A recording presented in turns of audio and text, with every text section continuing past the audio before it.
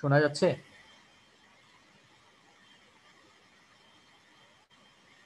জি sir. Screen দেখা যাচ্ছে তো, না? জি স্যার। আচ্ছা, আমাদের আজকে লেকচার নাম্বার 7। সো লেকচার 7-এ আমরা আজকে দুটো টপিকস নিয়ে ডিসকাস করব। প্রথম যে টপিকসটা হবে সেটা হচ্ছে miniature circuit breaker and its operation. Miniature circuit ব্রেকারকে আমরা নর্মালি এমসিবি বলি, এমসিবি, যেটা সবাই এমসিবি নামে চিনে। এমসিবি বা মিনিয়েচার সার্কিট ব্রেকার, এটা কনস্ট্রাকশন দেখবো, এটা ভিতরে কি কি কম্পোনেন্ট আছে সেই জিনিসগুলো আজকে আমরা ডিটেলে দেখবো, এবং এটা কিভাবে কাজ করে সেই জিনিসটা আজকে আমরা দেখব। আচ্ছা, আর কিছু ক্যারেক্টারিস্টিক্স কার্ভ দেখবো এই মিনিয়েচার সার্কিট ব্রেকারে, যে বিভিন্ন ধরনের ক্যারেক্টারিস্টিক্স কার্ভ হয় এই মিনিয়েচার সার্কিট ব্রেকারে বিভিন্ন ধরনের ইকুইপমেন্টকে প্রোটেকশনের জন্য। সেই ক্যারেক্টারিস্টিক্স কার্ভগুলো নিয়ে আজকে আমরা ডিসকাস করব। তো প্রথমে আমরা একটু দেখে নিই মিনিয়েচার সার্কিট ব্রেকারের। যদি আমরা একটা মিনিয়েচার সার্কিট ব্রেকারকে ওপেন করি, তাহলে এর ভিতরে বিভিন্ন ধরনের কম্পোনেন্ট আমরা দেখতে পাবো। সেই কম্পোনেন্টগুলো আগে আমরা আইডেন্টিফাই করি যে কী কী কম্পোনেন্ট আছে। তো প্রথমে এখানে দেখতে পাচ্ছি আমরা এখানে খাঁজ কাটা কিছু মেটাল প্লেট আছে। যদি দেখি আমরা যে এখানে খাঁজ কাটা কিছু মেটাল প্লেট আছে, এটাকে বলি আমরা আর্ক এক্সটিংগুইশিং চেম্বার। এই পুরো কম্পোনেন্টটাকে একসাথে, মেটাল প্লেট সহ এই পুরো কম্পোনেন্টটাকে একসাথে আমরা বলি আর্ক এক্সটিংগুইশিং চেম্বার। অর্থাৎ এখানে আর্কটা এক্সটিংশন হবে, আর্কটা এখানে নিভে যাবে। তো এই জন্য এটাকে আর্ক এক্সটিংগুইশিং চেম্বার বলা হয়। এরপরে এখানে যদি দেখি, এখানে দেখি এখানে কিছু কপারের কয়েল দেখতে পাচ্ছি। এটাকে আমরা বলি ম্যাগনেটিক কয়েল বা ইলেকট্রোম্যাগনেট। এটা সাধারণত আমরা শর্ট সার্কিট প্রোটেকশনের জন্য ইউজ করি। সো এখানে এটাকে আমরা বললাম কি ম্যাগনেটিক কয়েল, যেটা দিয়ে আমরা শর্ট সার্কিট প্রোটেকশন দিয়ে থাকি। আচ্ছা, এখানে এই জায়গায় একটা স্ট্রিপের মতন আছে, এটা দেখা যাচ্ছে না, এরকম একটা লম্বা একটা স্ট্রিপ আছে। এই স্ট্রিপটাকে আমরা বলি বাইমেটালিক স্ট্রিপ। এই বাইমেটালিক স্ট্রিপটা দিয়ে আমরা ওভারলোড প্রোটেকশন দিই। কিভাবে দিই সেটা আমরা পরে ডিসকাস করব, কিন্তু আপাতত মনে রাখো এই বাইমেটালিক স্ট্রিপ দিয়ে আমরা ওভারলোড প্রোটেকশন দিই। ওভারলোড প্রোটেকশনের জন্য আমাদের এই বাইমেটালিক স্ট্রিপটা লাগবে। তার মানে শর্ট সার্কিট প্রোটেকশনের জন্য ম্যাগনেটিক কয়েল, আর ওভারলোড প্রোটেকশনের জন্য বাইমেটালিক স্ট্রিপ, এবং আর্কটাকে এক্সটিংশন করার জন্য এই আর্ক এক্সটিংগুইশিং চেম্বার। এছাড়া আর কি থাকবে? এছাড়া থাকবে আর দুইটা জিনিস, সেটা হচ্ছে কি আমাদের এখানে আমাদের একটা ইনপুট টার্মিনাল থাকবে, আর এটা হচ্ছে কি আমাদের লোড টার্মিনাল। সো এটা হচ্ছে কি লাইন টার্মিনাল, এ পাশে লাইন এসে কানেক্টেড হবে, আর এ পাশে লোডে পাওয়ারটা যাবে। আর এছাড়া আমাদের কি থাকবে, এখানে থাকবে হচ্ছে সুইচ থাকবে, যেটার হ্যান্ড লিভারটা দিয়ে, এখানে আমরা দেখতে পাচ্ছি যে এখানে হ্যান্ড লিভারটা এখান দিয়ে আমরা মিনিয়েচার সার্কিট ব্রেকারকে অন বা অফ করব। এই সুইচের সাথে কিছু স্প্রিং কানেক্টেড থাকে, কিভাবে কানেক্টেড থাকে সেটা একটু পরেই দেখতে পারবা। তো এই সুইচটা দিয়ে আমরা কি করব, মিনিয়েচার সার্কিট ব্রেকারকে অন বা অফ করব, এবং এটার সাথেই মিনিয়েচার সার্কিট ব্রেকারের মুভিং কন্ট্যাক্ট এবং ফিক্সড কন্ট্যাক্ট কানেক্টেড থাকে। তো মুভিং কন্ট্যাক্ট এবং ফিক্সড কন্ট্যাক্ট কি সেটা একটু পরেই আমরা ডিটেইলে ডিসকাস করব। আপাতত কম্পোনেন্টগুলোকে একটু আইডেন্টিফাই করে নাও যে আর কি কি কম্পোনেন্ট আছে।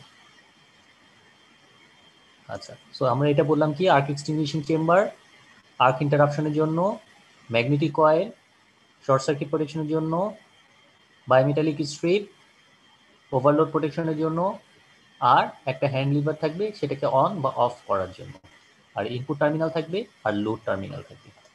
সো মিনিয়েচার সার্কিট ব্রেকারে আমরা কোথায় ইউজ করি? নর্মালি এটা আমরা লো ভোল্টেজ ডোমেস্টিক অথবা কমার্শিয়াল অথবা ইন্ডাস্ট্রিয়াল অ্যাপ্লিকেশনে এটা বেশি ইউজ করা হয়। সো এটা সাধারণত লো ভোল্টেজ লাইনে ইউজ করা হয়, এটা আপ টু 400 ভোল্ট লাইন পর্যন্ত ইউজ করা হয়। হাই ভোল্টেজ লাইনে এটাকে ইউজ করা হয় না, ঠিক আছে? সো লো ভোল্টেজ লাইনে আমাদের প্রোটেকশনের জন্য, শর্ট সার্কিট অথবা ওভারলোড প্রোটেকশনের জন্য এটা অনেক বেশি ইউজ করা হয়।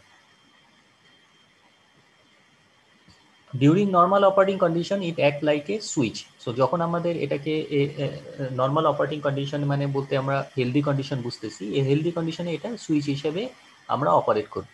বাট যখন অ্যাবনর্মাল কন্ডিশন হবে, অর্থাৎ ওভারলোড অথবা ফল্ট হবে, তখন এটা কি হবে, অটোমেটিক্যালি অপারেট করবে। অটোমেটিক্যালি, এটার কোনো ম্যানুয়াল অপারেশন হবে না, এটা অটোমেটিক্যালি ট্রিপ করবে। সো এখানে এই যে ট্রিপিং যে হবে, এই ট্রিপিংটা কেন হবে? এই ট্রিপিংটা হবে দুইটা কারণে। একটাকে আমরা বলতেছি বায়োমেটালিক স্ট্রিপ দিয়ে আমরা ওভারলোড সেন্স করব, এই ওভারলোড সেন্স করে ওভারলোড কন্ডিশনে আমরা এটাকে ট্রিপ করাবো। আর শর্ট সার্কিটের কন্ডিশনে আমাদের ম্যাগনেটিক যে কয়েলটা থাকবে সেটা দিয়ে আমরা এই সার্কিট ব্রেকারটাকে ট্রিপ করাবো বা ওপেন করাই দিব। সো এটার অপারেশনটা ডিটেলে দেখাবো একটু পরে।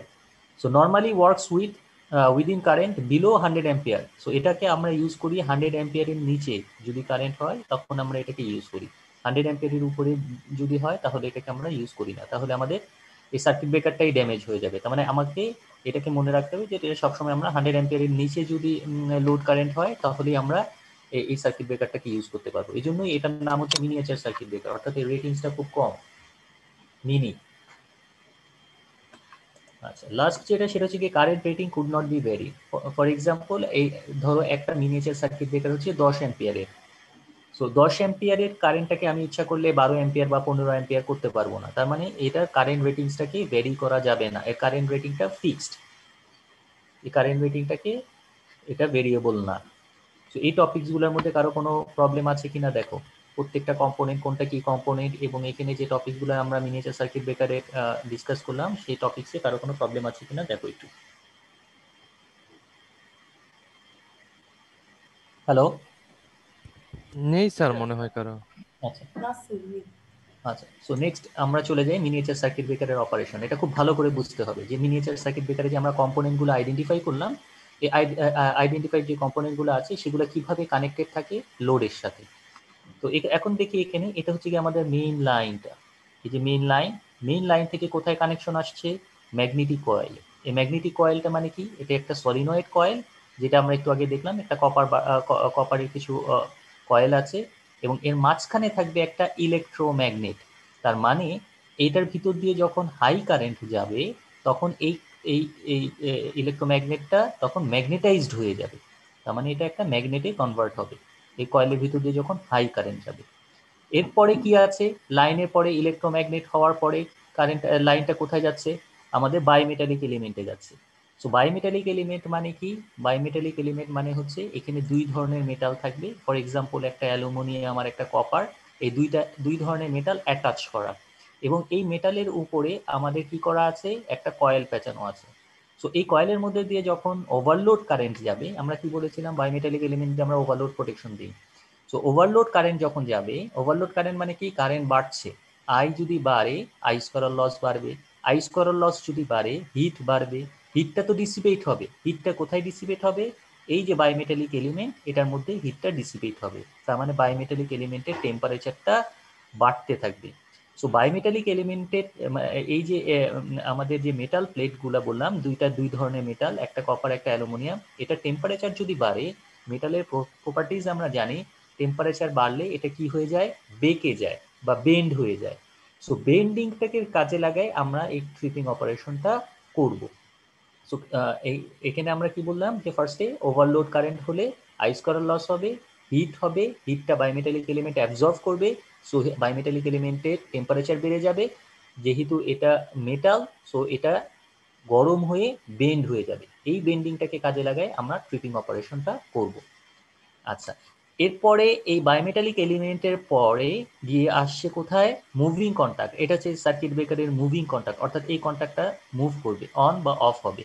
সো এটাকে আমরা বলতেছি মুভিং কন্টাক্ট। এই মুভিং কন্টাক্টের মাথায় আমরা কি দেখতে পাচ্ছি? একটা স্প্রিং কানেক্টেড, এটা একটা স্প্রিং, এটা স্প্রিং কানেক্টেড। আর এই যে কন্টাক্টার পয়েন্ট, এটা একটা গ্রিন কালারের যে সার্কেল দেখতে পাচ্ছি, এটাকে আমরা বলি ফিক্সড কন্টাক্ট। তার মানে মুভিং কন্টাক্টটা ফিক্সড কন্টাক্টের সাথে অ্যাটাচ, কানেক্টেড অথবা ডিসকানেক্টেড হবে। সো এখন মুভিং কন্টাক্ট আর ফিক্সড কন্টাক্ট ওপেন, তার মানে সার্কিটটা এখন ওপেন অবস্থায় আছে। এরপরে ফিক্সড কন্টাক্ট হয়ে কানেকশনটা চলে যাবে কোথায়? লোডে। তার মানে আমাদের লাইন আসলো এখানে, তারপরে বায়োমেটালিক এলিমেন্টে ম্যাগনেটিক কয়েল আসলো, ম্যাগনেটিক কয়েল হয়ে আমাদের যাবে কোথায়? বায়োমেটালিক এলিমেন্টে, বায়োমেটালিক এলিমেন্ট হয়ে কোথায় যাবে? মুভিং কন্টাক্টে। মুভিং কন্টাক্ট যখন ফিক্সড কন্টাক্টের সাথে কানেক্টেড থাকবে তখন সার্কিটটা ক্লোজ হবে এবং লোড পাওয়ার পাবে। আচ্ছা, এখন এখানে আরেকটা জিনিস খেয়াল করি আমরা, এই যে আমাদের যে মুভিং কন্টাক্ট আর ফিক্সড কন্টাক্ট, এই মুভিং কন্টাক্ট এবং ফিক্সড কন্টাক্টের মাঝখানে কি আছে? Arc extinguishing chamber. এই আর্ক এক্সটিংগুইশিং চেম্বারের ভিতরে আমরা কি বললাম? কিছু মেটাল প্লেট থাকবে। এই যে এখানে খাঁজ কাটা কিছু মেটাল প্লেট আমরা দেখতে পাচ্ছি ব্রাউন কালারের, এবং এর চারপাশে থাকবে ইনসুলেশন। ইনসুলেশন থাকবে কেন? ইনসুলেশন থাকলে আমরা জানি ইনসুলেটরের ভিতর দিয়ে কি কারেন্ট পাস করে না। তার মানে এই যে মেটাল প্লেটগুলো এগুলো হচ্ছে আইসোলেটেড এবং সেপারেটেড, একটা আরেকটা থেকে সেপারেটেড এবং প্রত্যেকটা আলাদা। সো যেহেতু চারপাশে ইনসুলেশন এবং এই মুভিং কন্ট্যাক্ট এবং ফিক্সড কন্ট্যাক্টের সাথে ফিজিক্যালি বা ইলেকট্রিক্যালি কোনো কানেকশন কিন্তু নাই।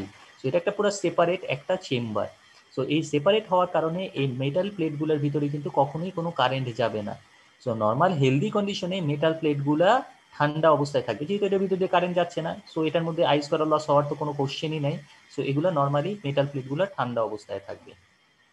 আর এর চারপাশে থাকবে বললাম ইনসুলেশন, ভিতরে থাকবে মেটাল প্লেট। সো এখন আমরা অপারেশনটা দেখি, পুরো অপারেশনটা দেখি। আমরা কি বললাম, যখন ওভারলোড, এখন এখন আমরা দেখি ফার্স্টে মুভিং কন্ট্যাক্টটা এখন ফিক্স কন্ট্যাক্ট থেকে ওপেন অবস্থায় আছে, তার মানে এখন সার্কিটটা ওপেন, সো কারেন্ট ফ্লো করতেছে না। সো যদি সার্কিটটা ক্লোজ হয় কি হবে, দেখি আমরা। এই যে মুভিং কন্ট্যাক্টটা কিন্তু এখন ক্লোজ হয়ে গেল, ঠিক আছে। মুভিং কন্ট্যাক্টটা ক্লোজ হয়ে গেলে কি হবে, এই যে স্প্রিংটা আছে এই স্প্রিংটা কিন্তু বড় হয়ে গেল, তার মানে কি স্প্রিং এর টেনশনটা বেড়ে গেল। স্প্রিংটা আগে যে পজিশনে ছিল সেই পজিশনে কিন্তু নাই, এখন স্প্রিংটা টেনে কিন্তু লম্বা হয়ে গেল, তার মানে এখন স্প্রিংটাকে আমরা বলতেছি চার্জড। যখন এটা সার্কিটটা ওপেন তখন এটাকে আমরা বলতেছি স্প্রিংটা ডিসচার্জ অবস্থায় আছে বা স্প্রিংটা ফ্রি অবস্থায় আছে। কিন্তু যখন মুভিং কন্ট্যাক্টটা ফিক্সড কন্ট্যাক্টের সাথে কানেক্টেড হলো তখন স্প্রিংটা কি হয়ে গেল, চার্জ হয়ে গেল। এখন চার্জ যে হয়ে গেল, এখন তো মুভিং কন্ট্যাক্টকে যদি আমি ফিক্সড কন্ট্যাক্টের সাথে ল্যাচ করে বা কানেক্টেড রাখতে চাই, কানেক্টেড তো থাকবে না। কেন তা কানেক্টেড থাকবে না, কারণ স্প্রিং তার রেস্ট্রেনিং ফোর্সের কারণে আবার মুভিং কন্ট্যাক্টটাকে কি তার আগের পজিশনে নিয়ে যাবে। সো এই কারণে আমাদের ল্যাচ করে রাখার জন্য, অর্থাৎ মুভিং কন্ট্যাক্টটাকে ফিক্সড কন্ট্যাক্টের সাথে আটকায় রাখার জন্য এখানে আমাদের কি করতে হবে, একটা মেকানিক্যাল সাপোর্ট লাগবে। এই সেই মেকানিক্যাল সাপোর্ট, এই সাপোর্টটা দিয়ে আমরা কি করতেছি, মুভিং কন্ট্যাক্টকে ফিক্সড কন্ট্যাক্টের সাথে ল্যাচ করে বা আটকায় রাখছি, যাতে করে মুভিং কন্ট্যাক্টটা দূরে সরে না যেতে পারে, অ্যাটাচ অবস্থায় থাকে। সো এই সাপোর্টটা যদি আমি সরাই দেই, কোনো সময় সরাই যদি দেই, তাহলে কি হবে, আমার সাপোর্টটা আনল্যাচ হয়ে গেল। আর আনল্যাচে যদি হয়ে যায় তাহলে মুভিং কন্ট্যাক্টটা ফ্রি হয়ে গেল। মুভিং কন্ট্যাক্ট যদি ফ্রি হয়ে যায়, স্প্রিং তার রেস্ট্রেনিং ফোর্সের কারণে কি হবে, স্প্রিং তার রেস্ট্রেনিং ফোর্সের কারণে আমাদের সার্কিটটা ওপেন হয়ে যাবে, মুভিং কন্ট্যাক্টটা দূরে সরে যাবে। মুভিং কন্ট্যাক্ট যদি দূরে সরে যায় সার্কিট ওপেন হয়ে যাবে। তার মানে আমাদের অবজেক্টিভটা কি থাকবে, আমাদের মেইন অবজেক্টিভটা হবে এই সাপোর্টটাকে সরানো। কখন সরাবো, সাপোর্টটাকে সরাবো আমাদের যখন ওভারলোড কন্ডিশন হবে, যখন ওভারলোড কন্ডিশন হবে অথবা যখন শর্ট সার্কিট কন্ডিশন হবে, তখনই আমাদের মেইন অবজেক্টিভটা হবে এই সাপোর্টটাকে সরায় ফেলা।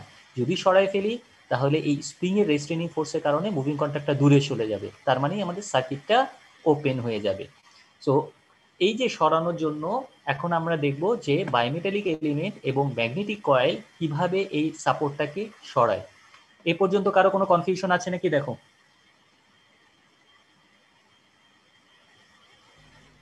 না স্যার। না স্যার। আচ্ছা, তো এখানে আমরা প্রত্যেকটা কম্পোনেন্ট এখন আইডেন্টিফাই করলাম, এখন আসো এর অপারেশনে। সো আমাদের যখন ওভারলোড কারেন্ট হবে তখন এখানে কি হবে বললাম, বায়োমেটালিক স্ট্রিপের ভিতরে হিটটা ডিসিপেট হবে, তার মানে বায়োমেটালিক এলিমেন্টটা গরম হবে। বায়োমেটালিক এলিমেন্ট কেন বলতেছি, কারণ এটার ভিতরে দুই ধরনের মেটাল আছে, দুই ধরনের মেটাল অ্যাটাচ করা। সো যখন এটা গরম হবে, মেটালের প্রপার্টিসই হচ্ছে গরম হলে এটা বেন্ডিং হয়ে যায়। আর যেহেতু এটা দুই ধরনের মেটাল, সো এটা দুইটা থার্মাল কোফিশিয়েন্ট ডিফারেন্ট, তার মানে একটা যতটুকু বেন্ড হতে চাবে আরেকটা তাকে অতটুকু বেন্ড হতে বাধা দেবে, ঠিক আছে। সো আমাদের আলটিমেটলি যেটার শক্তি বেশি সেদিকে আমাদের এটা কি হয়ে যাবে, বেন্ডিং হয়ে যাবে। সো এখন দেখি আমরা এই যে বেন্ডিংটা হয়ে গেল, বেন্ডিংটা হয়ে যাওয়ার ফলে কি হচ্ছে, সেই সাপোর্টটাকে কিন্তু পুশ করতেছে, সাপোর্টটাকে পুশ করতেছে। সো যখন ওভারলোড হলো, হিটিং হলে বায়োমেটালিক এলিমেন্ট বেন্ড হবে, বেন্ড হয়ে সে কি করতেছে, সাপোর্টটাকে পুশ করছে।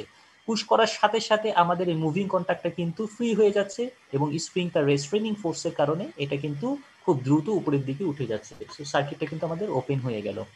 সো ওপেন যদি হয়ে যায় তাহলে কিন্তু আমাদের কারেন্ট ফ্লো করা বন্ধ হয়ে যাবে। আচ্ছা, এখন যদি বায়োমেটাল ওপেন হয়ে গেল, কারেন্ট ফ্লো করা বন্ধ হয়ে গেল, বন্ধ হয়ে গেলে কি হবে, আইস করার লস তো আর নাই, তার মানে আবার টেম্পারেচারটা কি নর্মাল পজিশনে চলে আসলো। টেম্পারেচার যদি নর্মাল পজিশনে চলে আসে তাহলে বায়োমেটালিক এলিমেন্টটা কিন্তু আবার তার আগের পজিশনে ব্যাক করবে, ঠিক আছে। সো আগের পজিশনে কিন্তু ব্যাক করলো, এখানে দেখো এটা কিন্তু আবার তার বেন্ড থেকে আগের পজিশনে ব্যাক করলো। এই যে আগের পজিশনে ব্যাক করলো, এটা কেন ব্যাক করলো? কারণ এখন এটা কিন্তু মেটালটা কি হয়ে গেছে, আবার ঠান্ডা হয়ে গেছে। ঠান্ডা হয়ে গেলে আবার সে তার আগের পজিশনে ব্যাক করবে। সো এখন সার্কিট ওপেন। সো আন্ডারলোড কন্ডিশনে এখন সার্কিটটা ওপেন অবস্থায় আছে এবং কারেন্ট ফ্লো কিন্তু ফ্লো করছে না। আচ্ছা, এখন যদি আমাদের লাইনে, এখন সার্কিটটা এখন আবার আমরা ক্লোজ করলাম। এখন যদি লাইনে একটা শর্ট সার্কিট হয়, ফর এক্সাম্পল এখানে একটা শর্ট সার্কিট হলো লোডে, শর্ট সার্কিট যদি হয় তাহলে আমাদের কি হবে, কারেন্টের ম্যাগনিটিউডটা কিন্তু অনেক বেড়ে যাবে। এখন এখানে আমরা দেখতে পাচ্ছি যে এখান দিয়ে যেহেতু এটা সিরিজে connected, magnetic coil bimetallic element দুইটাই যেহেতু সিরিজে কানেক্টেড, এই জন্য কারেন্টের ম্যাগনিটিউডটা কিন্তু এখন অনেক বেড়ে যাবে। সো অনেক যখন বেড়ে যাবে তখন এই যে ম্যাগনেটিক কয়েলটা আছে তখন এটা কি হয়ে যাবে, ইলেকট্রোম্যাগনেটে কনভার্ট হবে। হাই কারেন্ট, যত বেশি কারেন্ট তত তার ম্যাগনেটাইজেশন পাওয়ারটা বেশি হবে। সো হাই কারেন্টের কারণে এটা যখন ম্যাগনেটাইজড হয়ে যাবে, এই সাপোর্টটা একটা মেটাল বডি, সো এই সাপোর্টটাকে সে নিজের দিকে অ্যাট্রাক্ট করবে। সো হাই কারেন্টের কারণে ম্যাগনেটাইজেশন পাওয়ার বেশি হবে, সাপোর্টটাকে সে নিজের দিকে অ্যাট্রাক্ট করার কারণে সাপোর্টটা কি হবে, তার দিকে সরে আসবে। সরে আসলে কি হবে, আমাদের এই যে সার্কিটটা ওপেন হয়ে যাবে, যেহেতু মেকানিক্যাল সাপোর্ট সরে আসতেছে, মুভিং কন্টাক্ট দূরে সরে যাচ্ছে।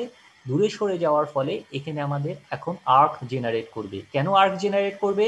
কারণ এখানে আমাদের জিরো পোটেনশিয়াল, যেহেতু এটা লাইন টু গ্রাউন্ড ফল্ট, তার মানে এখানে আমাদের জিরো পোটেনশিয়াল, তার মানে ফিক্সড কন্টাক্টে আমাদের জিরো ভোল্ট ডেভেলপ করতেছে, এই জায়গায় জিরো ভোল্ট আসতেছে।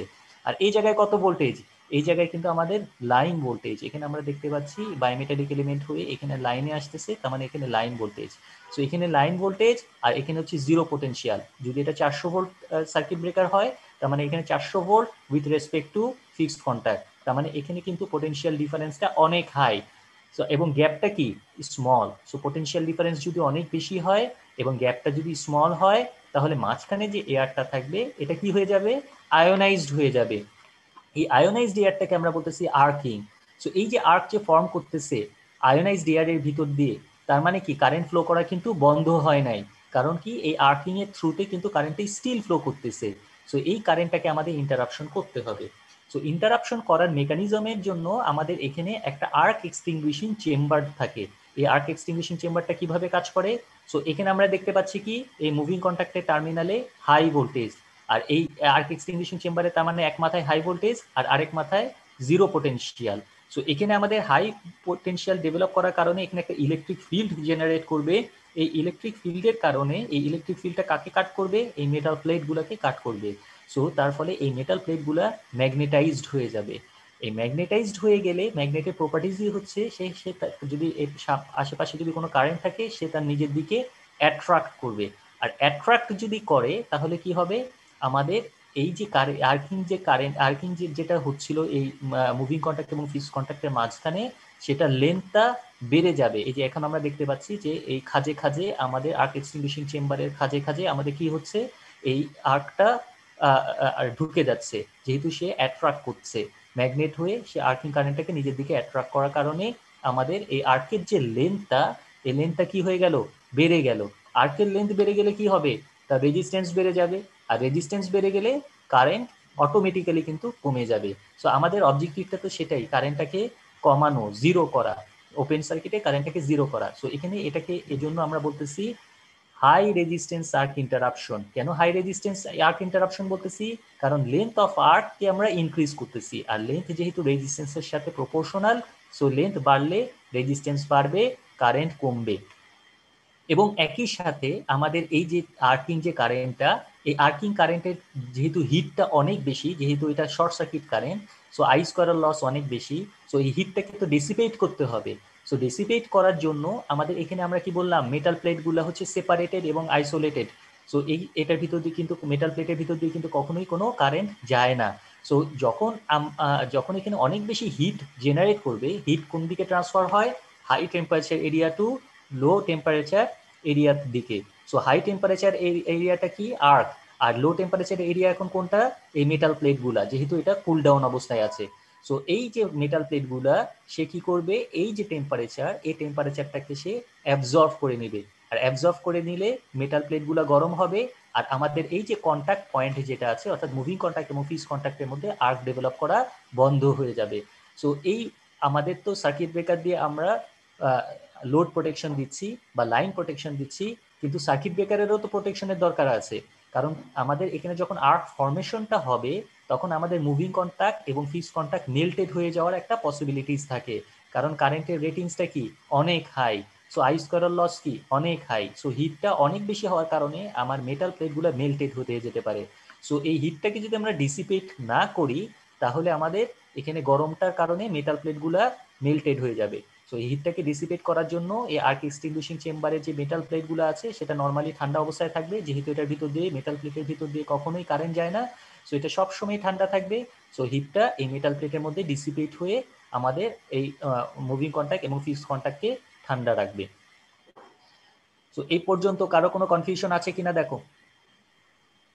স্যার এই লাস্টের পার্টটা যদি আরেকবার বলতেন, এই যে আর্ক ডিস্টিংগুইশ চেম্বারটা কিভাবে ঠান্ডা রাখতেছে এই পার্টটা। আর্ক এক্সটিংগুইশিং চেম্বারটা ঠান্ডা রাখার কারণ ঠান্ডা রাখতেছে যে এই যে আর্কটা ডেভেলপ করলো, এই আর্কটা খাজে খাজে কেন কিভাবে ঢুকছে সেটা তো বুঝছো। জি স্যার, এটা তো বুঝছি স্যার। আচ্ছা, এখন এই যে টেম্পারেচারটা, এখন টেম্পারেচার কোন দিকে ডিসিপেট হয়? টেম্পারেচার সবসময় হাই টেম্পারেচার এরিয়া থেকে লো টেম্পারেচার এরিয়ার দিকে ডিসিপেট হয়। এখন এই মেটাল প্লেটগুলো নর্মাল কন্ডিশনে মেটাল প্লেটগুলো কি ঠান্ডা না? কারণ চারপাশে কি তার ইনসুলেশন আছে, এটার ভিতরে তো কখনোই কারেন্ট যায় না। সো মেটাল প্লেটগুলো সবসময় ঠান্ডা অবস্থায় থাকবে। সো যখন আর্কটা ডেভেলপ করবে, আর্কটা এখন এখন আর্কটা তো ডিসিপেট হতে হবে, হিটটা তো ডিসিপেট হবে। ডিসিপেট কোথায় হবে? হাই টেম্পারেচার থেকে লো টেম্পারেচার এরিয়া। সো লো টেম্পারেচার কোনটা? এই মেটাল প্লেটগুলা। সো মেটাল প্লেটগুলা কি করবে? হিটটাকে অ্যাবজর্ব করে নেবে। হিটটাকে যদি অ্যাবজর্ব করে নেয় তাহলে আমাদের এই যে আর্কিং যে টেম্পারেচারটা এটা ঠান্ডা হয়ে যাবে। বোঝা গেছে? স্যার এই যে ঠান্ডা হলো, তারপরে আবার যেমন সার্কিট ব্রেকারটা ঠান্ডা হওয়ার পরে আবার নর্মাল কন্ডিশনে যে আসবে, যেরকম ওভারলোডের ক্ষেত্রে দেখলাম বেন্ড হয়ে যাচ্ছিল বায়োমেটালিক এলিমেন্টটা, পরবর্তীতে আবার কিছু টাইম নিয়ে ঠান্ডা হয়ে আবার সার্কিট ব্রেকারটা ক্লোজ হয়ে যাচ্ছে, এই ক্ষেত্রেও কি স্যার একইভাবে ওরকম ঠান্ডা হয়ে আবার ক্লোজ হয়ে যাবে এরকম না, কিছু?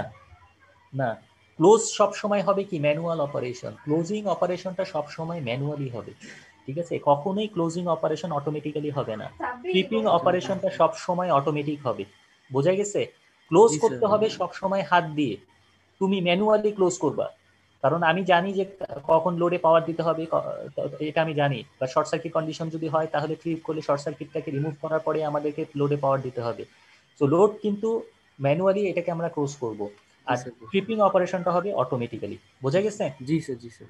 স্যার তাহলে স্যার কিন্তু বাই মেটালিকের সময় তো স্যার এটাকে কুল ডাউন হতে সময় দিতে হচ্ছে না? হ্যাঁ, এটা ঠিক বাই যে মেটালিক বায়োমেটালিক এলিমেন্টটাকে কুল ডাউনের সময় একটু সময় দিতে হবে। কেন কুল ডাউনের সময় সময় দিতে হবে খেয়াল করে দেখো। বায়োমেটালিক এলিমেন্টটা যখন আমার বেন্ড হলো, একটু খেয়াল করো। সরি।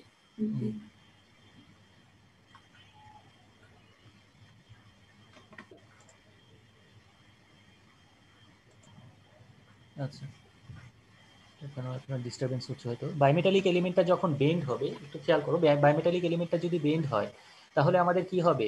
এই বায়োমেটালিক এলিমেন্টটা তো ঠান্ডা হতে হবে। সো ঠান্ডা মেকানিক্যাল সাপোর্টটা যদি সাপোর্টটাকে যে সে যদি পুশ করে রাখে, আমি আরেকবার একটু দেখাই, এখানে মনে হয় আবার একটু ডিস্টারবেন্স হচ্ছে।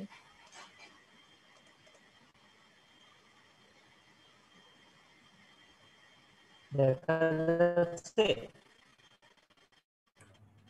না স্যার, এখন আসছে লেখা, এখন আসছে। আচ্ছা, এই যে দেখো, বায়োমেটালিক এলিমেন্টটা যে ব্যান্ড হলো, ব্যান্ড হয়ে সাপোর্টকে কি সে কি পুশ করে রাখছে। পুশ করে রাখার ফলে কি হচ্ছে? এখন যদি আমি ক্লোজ করতে চাই, কি ক্লোজ হবে? না না স্যার, ক্লোজ হবে না, ঠিক আছে? সো বায়োমেটালিক এলিমেন্টটা তার মানে কি এটা ঠান্ডা হওয়ার জন্য একটা সময় দিতে হবে। এই জন্য এটাকে আমরা বলি time delayed operation.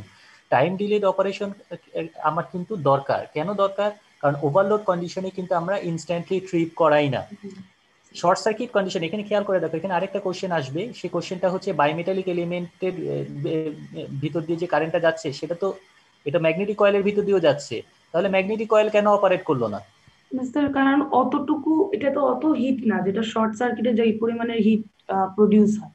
So sir এটা অ্যাকচুয়ালি লোড কারেন্টটা আমাদের ম্যাগনেটাইজ করার মতো যথেষ্ট পরিমাণ মানে কারেন্ট হিট, থাকে না, হ্যাঁ ফ্লাক্স থাকে না। কারেন্ট প্রডিউস করে, মানে শর্ট সার্কিটে যে পরিমাণে কারেন্ট প্রডিউস হয় সেটা হচ্ছে মেটালিক কয়েলকে শর্ট সার্কিটের কারেন্টের ম্যাগনিটিউডটা অনেক হাই থাকে, সেই কারণে স্যার ওইটা হচ্ছে ম্যাগনেটাইজড হয়ে যায় ওই কয়েল লাইনের ওই কয়েলটা, এই জন্য আর কি স্যার ওইটা। আর এইখানে স্যার লো ওই কারেন্টে এটার ম্যাগনেটাইজেশন পাওয়ারটা কি থাকবে? কম থাকবে, অনেক কম থাকবে। কম থাকবে, এই জন্য স্যার পাওয়ারটাও কি থাকবে?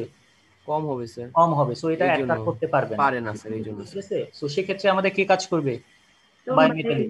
মেটালিক গরম এলিমেন্টের হবে, কাজ। গরম হয়ে বেন্ড হয়ে সাপোর্টকে পুশ করবে, জি জি স্যার, জি ঠিক স্যার। আছে। আর যখন হাই কারেন্ট তখন কি কাজ করবে? বায়োমেটালিক এলিমেন্ট কাজ করবে না?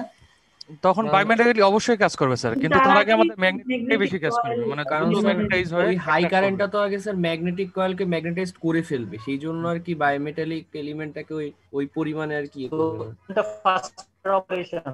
জি স্যার, ফাস্টার অপারেশন। বলো কোনটা ফাস্টার অপারেশন? স্যার ম্যাগনেটিক কয়েলটা faster short circuit sir, short সার্কিটটা ফাস্টার Faster অপারেশন হবে, তাই না? কারণ এটা ইনস্ট্যান্টলি অ্যাট্রাক্ট করবে। কিন্তু জি, স্যার, বায়োমেটালিক এলিমেন্টে কি ফাস্টার অপারেশন হবে? না স্যার, না স্যার, টাইম ডিলে। এটা টাইম ডিলেড অপারেশন হবে। এটা কিসের উপরে টাইম ডিলেটা নির্ভর করবে? ওভারলোডের উপরে। ওভারলোডের উপরে। যত বেশি ওভারলোড হবে কারেন্ট তত বাড়বে, হিটিংটা তত বাড়বে, হিটিং যত বেশি হবে বেন্ডিং তত বেশি হবে, বেন্ডিং যত বেশি হবে তত তাড়াতাড়ি সে অপারেট করবে। স্যার আর মানে এই যে দুটা মেটাল ইউজ করছে স্যার, মানে এটা কি মানে এমন দুটা মেটাল ইউজ করে যেন একদিকেই বেন্ড হয়? হ্যাঁ, একদিকেই ব্যান্ড হয়। এবং এই দুইটা মেটাল ইউজ করার কারণ হচ্ছে যে একটা আবার যখন এটা যখন রিস্টোর হবে, অর্থাৎ বায়োমেটালিক এলিমেন্টটা যখন তার আগের পজিশনে ব্যাক করবে, অর্থাৎ এই যে এখন এই পজিশনে যে ব্যাক করলো, আরেকটাকে তো টেনে নিয়ে আসতে হবে, জি স্যার। আরেকটাকে তো টানতে হবে, তাকে পিছন দিকে তো টানতে হবে। যেহেতু দুইটার থার্মাল কোএফিসিয়েন্ট ডিফারেন্ট, সো সেজন্য একটা তাড়াতাড়ি ঠান্ডা হবে, তাড়াতাড়ি কুল ডাউন হবে আরেকটার থেকে। সো এই জন্য সে কি করবে? আরেকটাকে টেনে তার আগের পজিশনে ব্যাক করে নিয়ে আসবে। বোঝা গেছে? জি স্যার। স্যার এই যে আর্ক এক্সটিংগুইশার যে হিটটা অ্যাবজর্ব করলো, ও যখন এটাকে আবার ছাড়বে তখন ভিতরে কোনো হিট প্রডিউস না, হবে না? না, আমাদের এখানে আমাদের এই জন্যই তো এখানে একটা যেটা বললাম যে আর্ক এক্সটিংগুইশিং এর চেম্বারের স্যার ভিতরে এই জন্য তো স্যার ইনসুলেশন করা আছে, বাইরে একটা মেটাল দেয়া আছে, ও অ্যাবজর্ব করে নিবে। অ্যাবজর্ব তো করবেই, এবং সাথে সাথে আমাদের যেহেতু এটার ভিতরে আগে থেকে প্রি হিটেড অবস্থায় থাকে না, এটা সবসময় কুল ডাউন অবস্থায় থাকে, সো সেই হিটটাকে অ্যাবজর্ব করলেও এটার কোনো ড্যামেজ হবে না, ঠিক আছে। আমাদের এখানে মেইন অবজেক্টিভ যেটা, সেটা হচ্ছে আমাদের এই মুভিং কন্টাক্ট এবং ফিক্সড কন্টাক্টকে সেফ রাখা। কারণ এখানে যখন আর্কটা প্রডিউস হবে, এটার ভিতর দিয়ে তো সবসময় কারেন্ট যাচ্ছে, লোড কারেন্টও যাবে, ফল্ট কারেন্টও যাবে। সো লোড কারেন্ট যখন যাবে তখনও তো কিছুটা হিট থাকবে, আবার যদি ফল্ট কারেন্ট যায় সেই হিটের কারণে তো এটা মেল্টেড হয়ে যেতে পারে। সো এই কারণে আমাদের এই পয়েন্টটাকে সেফ রাখাটা বেশি দরকার। বোঝা গেছে? জি স্যার। সো সার্কিট ব্রেকারের নিজেরও কিন্তু প্রোটেকশনের দরকার আছে। সার্কিট ব্রেকার দিয়ে যদি প্রোটেকশন দিচ্ছি আমরা, তারপরেও সার্কিট ব্রেকারের প্রোটেকশনের দরকার আছে। সো এখানে আমরা এই কিছুটা অ্যানিমেশন ভিডিও দিয়ে আমরা দেখলাম এটা কিভাবে কাজ করে। আচ্ছা, সো এখন আমরা দেখব যে এই যে বায়োমেটালিক এলিমেন্ট, এটা দেখতে কিরকম। এটা হচ্ছে কি আমাদের অ্যাকচুয়াল বায়োমেটালিক এলিমেন্ট। এখানে দুইটা মেটাল অ্যাটাচ করা আছে, হ্যাঁ, এটা অ্যাটাচ করে এটা একটা স্টিকের মতন, এটা এই জন্য এটাকে আমরা বলি বায়োমেটালিক স্ট্রিপ। আর এটা হচ্ছে কি আমার সেই ম্যাগনেটিক কয়েল, যেটা দিয়ে আমরা যে ভিতরে একটা ইলেকট্রোম্যাগনেট থাকবে। যখন এই কয়েলের ভিতর দিয়ে কারেন্ট, হাই কারেন্ট যাবে, এখানে দেখো কয়েলগুলো কিন্তু অনেক মোটা, যেহেতু এটার ভিতর দিয়ে শর্ট সার্কিট কারেন্ট গেলে এটা তখন এটা ট্রিপ করবে। আচ্ছা, আর এটা হচ্ছে সেই আর্ক এক্সটিংগুইশিং চেম্বার। এই যে এখানে দেখতে পাচ্ছ কিছু খাঁজ কাটা মেটাল প্লেট আছে এবং চারপাশে ইনসুলেশন দেওয়া থাকবে, চারপাশে ইনসুলেশন দেওয়া থাকবে। আচ্ছা, এখন এই যে দুইটা মেটেরিয়ালস আমরা ইউজ করলাম, একটা হচ্ছে ম্যাগনেটিক কয়েল শর্ট সার্কিট প্রোটেকশনের জন্য, আর একটা কি বায়োমেটালিক এলিমেন্ট, এটা আমাদের ওভারলোড প্রোটেকশনের জন্য। এটা দুইটার মধ্যে ডিফারেন্সটা কি সেটা এখানে একটু দেখানো আছে। এখানে থার্মাল এলিমেন্টটা কি করতেছে? Sense circuit current through the production of the heat, ঠিক আছে। সো এই সার্কিট কারেন্টটাকে সেন্স করতেছে কিভাবে? হিট প্রোডাকশনের মাধ্যমে। কারণ এর উপরে তো কয়েল পেঁচানো, এ কিন্তু কারেন্ট সরাসরি সেন্স করতেছে না। সো এটা এই বায়োমেটালিক এলিমেন্টের মধ্যে যখন হিটটা প্রডিউস হচ্ছে, এই আই স্কয়ার লসটা ডেভেলপ হচ্ছে, তখনই সে কিন্তু সেন্স করতেছে যে কারেন্টের ম্যাগনিটিউডটা বেড়ে গেছে, এর ফলে সে বেন্ডিং হবে। So generally use some type of heating element. So এটার ভিতরে হিটিং এলিমেন্ট প্রেজেন্ট আছে, এবং এটা কিভাবে কানেক্টেড থাকবে? লোডের সাথে সিরিজে কানেক্টেড থাকবে। সো হিটিং এলিমেন্ট বলতে এই বায়োমেটালিক এলিমেন্টটাই বুঝাচ্ছি আমরা। So the bimetallic strip is mechanically connected to the movable contact. So যখনই এই বায়োমেটালিক স্ট্রিপটা গরম হবে, সে কি করবে? ওই যে মেকানিক্যাল যে সাপোর্টটা আছে সেটাকে সে পুশ করবে। সো মেকানিক্যালি সে কানেক্টেড হবে, এটা কিন্তু ফিজিক্যালি বা ইলেকট্রিক্যালি কিন্তু কানেক্টেড না। সো যখনই পুশ করবে তখনই আমাদের সাপোর্ট সরে গিয়ে সার্কিট ব্রেকার ওপেন হয়ে যাবে রেস্ট্রেনিং ফোর্সের কারণে। এখন এই যে স্প্রিং, মুভিং কন্ডাক্টের মাথায় যে স্প্রিংটা দিলাম, এটা কেন দিলাম? জি স্যার স্যার, এই স্প্রিংটা তো ওই যে স্যার আমার মানে মুভিং রিস্ট্রেনিং কন্ট্যাক্টটাকে যেন টেনশনটাকে স্যার ধরে রাখতে পারে, টেনশনটাকে রিস্ট্রেনিং ধরে রাখতে রিস্ট্রেনিং ফোর্সটা যেন তাড়াতাড়ি হয়, অর্থাৎ তাড়াতাড়ি যেন সার্কিট ব্রেকারটা খুব দ্রুত দ্রুত ব্যাক করতে পারে। ওপেন হতে পারে, তাই না? কারণ কি এখানে তো আর্ক জেনারেট করবে, আমরা যত দ্রুত ওপেন করব তত কি হবে, লেন্থটা কিন্তু আর্কের লেন্থটা কিন্তু তত বাড়বে। যদি আস্তে আস্তে ওপেন করি তাহলে কিন্তু লেন্থ কম থাকবে, তার মানে কারেন্টের হিটিংটা বেশি হবে, রেজিস্ট্যান্স ঠিক আছে? সো লেন্থটাকে বাড়ানোর জন্য, খুব দ্রুত বাড়ানোর জন্য আমাদের কিন্তু এর পিছনে স্প্রিংটা দেওয়া থাকবে। আচ্ছা, there is a time delay before the circuit open. So এখানে আমাদের সার্কিট ওপেন হওয়ার জন্য কিন্তু আমাদের একটু ডিলে হচ্ছে, কারণ এটা বেন্ডিংটাকে কাজে লাগায় আমাদের সার্কিটটা ওপেন হচ্ছে, সো এখানে আমাদের ডিলে হবে, ঠিক আছে? আর টাইম ডিলেটা কতটুকু হবে সেটা ডিপেন্ড করতেছে কিসের উপরে, অ্যামাউন্ট অফ ওভার কারেন্ট, যত বেশি কারেন্ট হবে তত বেশি বেন্ডিং হবে। আর ম্যাগনেটিকের ক্ষেত্রে আমরা কি বলতেছি, it's also known as instantaneous strip circuit, কারণ এটা ইনস্ট্যান্টলি অপারেট করবে, ঠিক আছে? এগুলো অলরেডি আমরা ডিসকাস করে ফেলছি যে কেন কিভাবে ইনস্ট্যান্টলি অপারেট করবে। আর sense circuit current by connecting a coil in series with the load, এটাও সার্কিট কারেন্ট সেন্স করবে, যেটা লোডের সাথে কিভাবে থাকবে, সিরিজে কানেক্টেড থাকবে। So when current flows through the circuit, a magnetic field is established around the coil. The magnetic field attracts the metal arm of a solenoid. So এটাকে কি সে কাকে অ্যাট্রাক্ট করবে, ওই মেকানিক্যাল যে সাপোর্টটা আছে সেটাকে সে অ্যাট্রাক্ট করবে, যার ফলে সাপোর্ট সরে যাবে। When the magnetic field becomes intense enough, the metal arm mechanically opens the contact. So সে কি করবে, সাপোর্টটাকে অ্যাট্রাক্ট করার ফলে আমাদের মুভিং কন্ট্যাক্টটা ফিক্সড কন্ট্যাক্টের থেকে দূরে সরে যাবে। আর এখানে লাস্ট যেটা সেটা হচ্ছে কি, এখানে আমাদের ডিলেটা কি হবে, অনেক কম হবে। সো এখানে আমাদের এই জন্য এটাকে আমরা শর্ট সার্কিট প্রোটেকশনের জন্য ইউজ করি, কারণ শর্ট সার্কিটে আমরা কোনো ডিলে দিব না। ওভারলোডের ক্ষেত্রে আমরা ডিলে দিতে পারি, কারণ ওভারলোড তো আমাদের মেইন নিড। সো এখানে ওভারলোডের ক্ষেত্রে আমাদের ডিলে হতে পারে, ঠিক আছে? কারণ আমরা যদি ওভারলোড কন্ডিশনে আমাদের ধরো বাসার মধ্যে প্লাগ পয়েন্টগুলো খালি আছে, সো যদি আমরা কোনো একটা লোড কানেক্ট করি যেটা রেটিংটা একটু বেশি, এবং কানেক্ট করার সাথে সাথে যদি আমাদের সার্কিট ব্রেকার ট্রিপ করে, তাহলে তো আমাদের লোডটাকে অনই করতে পারবো না। সো এই কারণে আমাদের কি করতে হয়, ওভারলোড কন্ডিশনের ক্ষেত্রে আমরা কিছুটা ডিলে দিতে পারি, যে এই ডিলের থেকে যদি বেশি মানে যদি ওভারলোডটা অনেকক্ষণ ধরে সাস্টেইন করে তাহলে আমাদের ট্রিপ করাতে হবে। আর শর্ট সার্কিট কন্ডিশনের ক্ষেত্রে আমরা কোনো ডিলে দিব না, কারণ এটা একটা ফল্ট। সো ফল্ট কন্ডিশনে আমরা কোনো ডিলে দিব না, এই জন্য আমাদের দুইটা প্রোটেকশন ইউজ করা হয়, একটা হচ্ছে বাইমেটালিক এলিমেন্ট আর একটা হচ্ছে ম্যাগনেটিক কয়েল। বোঝা গেছে সার্কিট ব্রেকার কিভাবে অটোমেটিক্যালি ট্রিপ করে? জি স্যার। আচ্ছা, সো মিনিয়েচার সার্কিট ব্রেকারকে আমরা সিম্বলিক্যালি এভাবে দেখাতে পারি। এখানে সিম্বলিক্যালি এটা হচ্ছে কি আমাদের মুভিং কন্ট্যাক্ট, এটা হচ্ছে গিয়ে ক্রসটা হচ্ছে গিয়ে ফিক্সড কন্ট্যাক্ট। এখন এই যে মুভিং কন্ট্যাক্টের সাথে আমরা কি বললাম, বাইমেটালিক এলিমেন্ট আর ম্যাগনেটিক কয়েল সিরিজে কানেক্টেড। এই যে বাইমেটালিক এলিমেন্ট বা থার্মাল ওভারলোডের জন্য, থার্মাল ওভারলোডের জন্য সিম্বল হচ্ছে, এটা হচ্ছে হাফ স্কোয়ার, এটা হচ্ছে গিয়ে হাফ স্কোয়ার, এটা হচ্ছে ওভারলোডের সিম্বল। আর এই যে হাফ সার্কেল যেটা, এটা হচ্ছে গিয়ে শর্ট সার্কিটের সিম্বল। সো এটা হচ্ছে ওভারলোড যেটা বাইমেটালিক স্ট্রিপ দিয়ে দিচ্ছি, আর শর্ট সার্কিট যেটা ম্যাগনেটিক কয়েল দিয়ে দিচ্ছি, এটা কিভাবে কানেক্টেড থাকবে লাইনের সাথে, লাইনের সাথে কিভাবে কানেক্টেড আছে, সিরিজ স্যার, এই যে মুভিং কন্ট্যাক্ট, বাইমেটালিক এলিমেন্ট, শর্ট সার্কিটের জন্য ম্যাগনেটিক কয়েল, এগুলো সব সিরিজে কানেক্ট থাকবে। সেজন্য এটাকে আমরা কি বলতেছি, সিরিজ ট্রিপ রিলিজ। তার মানে এটা সিরিজে সেন্স করতেছে। তাহলে সিরিজে আমরা কি সেন্স করি, সিরিজে কারেন্ট সেন্স করি। তো এই যে এখানে কারেন্ট সেন্স করে অপারেট করতেছে, এই জন্য এই বাইমেটালিক এলিমেন্ট এবং ম্যাগনেটিক কয়েল এটার সাথে সিরিজে কানেক্টেড হবে। কিন্তু অনেক ক্ষেত্রে আমরা ভোল্টেজ সেন্স করে অপারেট করতে পারি। তাহলে ভোল্টেজ সেন্স করতে হলে এটা কিভাবে, এই বাইমেটালিক এলিমেন্ট এবং ম্যাগনেটিক কয়েল কিভাবে কানেক্ট করতে হবে, প্যারালালি। সো এটা হচ্ছে গিয়ে প্যারালালের সিম্বল। এই সিম্বলটা দেখে আমরা বুঝতে পারতেছি এটা সিরিজ না কিন্তু। সো এটা হচ্ছে গিয়ে প্যারালালি, তার মানে প্যারালালি আমরা সেন্স করতেছি। এখন প্যারালালি আমরা যদি সেন্স করি, সেজন্য এটাকে আমরা বলতেছি শান্ট ট্রিপ। শান্ট মানে হচ্ছে কি আমরা প্যারালালি সেন্স করতেছি, এবং এটা কি ভোল্টেজ সেন্সিং। এখন ভোল্টেজ দিয়ে আমরা কিভাবে বুঝবো যে ও ওভারলোড হয়েছে? ওভারলোড হওয়ার কন্ডিশন হচ্ছে, যদি ওভারলোড হয় তাহলে আমাদের কি হবে, কারেন্ট বেড়ে যাবে, কিন্তু ভোল্টেজ কি হবে, ভোল্টেজ কমে যাবে। তার মানে ভোল্টেজ কমে গেছে, এটা দেখে তো কিন্তু আমরা বুঝতে পারি যে সিস্টেমে ওভারলোড কন্ডিশনটা হচ্ছে, ঠিক আছে? সো ভোল্টেজ সেন্স করেও কিন্তু আমরা ডিটেক্ট করতে পারি। আর যদি শর্ট সার্কিট হয় তাহলে আমরা কিভাবে বুঝবো যে ভোল্টেজ দিয়ে কিভাবে, ভোল্টেজ জিরো হয়ে যাবে। সো ভোল্টেজ জিরো হয়ে গেলে কিন্তু আমরা বুঝতে পারি যে শর্ট সার্কিট হচ্ছে। তার মানে এটা যদি ভোল্টেজ দিয়ে সেন্স করি তাহলে এটাকে আমরা বলবো শান্ট ট্রিপ রিলিজ, আর যদি কারেন্ট দিয়ে সেন্স করি তাহলে এটাকে আমরা বলবো সিরিজ ট্রিপ রিলিজ। বোঝা গেছে দুইটার মধ্যে ডিফারেন্সটা? স্যার কারেন্টেরটা বুঝছি, ভোল্টেজেরটা যদি আরেকবার একটু বলতেন স্যার। ভোল্টেজ কিভাবে সেন্স করবে বলো? স্যার ভোল্টেজ তো আমার মানে প্যারালালি থাকবে আর কি, প্যারালালি থাকবে। তো Okay. প্যারালালি আমাদের এই যে এখানে দেখতেছি কি এটা কি বায়োমেটালিক স্ট্রিপ না, বায়োমেটালিক স্ট্রিপস, আর এটা কি ম্যাগনেটিক কয়েল। Magnetic coil. আচ্ছা, এখন এই যে বায়োমেটালিক স্ট্রিপটা এটা কিভাবে কানেক্টেড, সিরিজে?